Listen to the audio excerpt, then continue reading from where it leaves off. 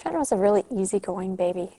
He really only cried when he needed something, needed to be fed or changed or something like that. He was just a really good, happy baby, healthy, everything that you'd want in a newborn. In February of '97, Trenton started to get this mystery illness, and we couldn't quite put our fingers on it.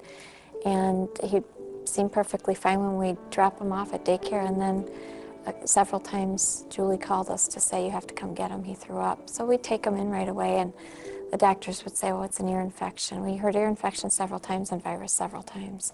So we're really seeing a pattern of his illness until finally one day he was ambulanced from the daycare provider's house to the hospital, and she had called me and said she thought he possibly had a seizure. It wasn't really Trenton there. It was like this little boy that I didn't even recognize. He couldn't tell me. I mean, he just didn't tell me through his gestures that he even knew who I was. It just didn't look like Trenton. There was no smiles. His eyes were wide open, but he wasn't seeing anything. And we found out later that there was so much blood pooled behind his eyes that he couldn't see. I took him directly to the doctor. At that point, he knew the history, and he knew that we'd been battling some type of illness, and nobody had figured out what it was. And so we took him in, and they finally admitted him after doing some tests. Every test they did, it was like they brought us more bad news. They did a head scan first, they did an MRI, and said, well, he's got some bleeds in his head.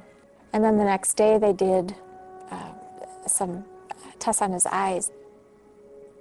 The doctor walked in when my husband was there with Trenton, and Trenton was sleeping in the hospital crib. And the doctor walked over and started to look at him without even greeting my husband. And Greg said, well, what are you seeing? He goes, this baby's been abused, this baby's been shaken, and you better have an answer. And he laughed. It was the two things together, the brain scan with the retinal hemorrhages in both eyes, that indicated to the medical professionals that shaken baby syndrome was most likely the cause of all of his problems.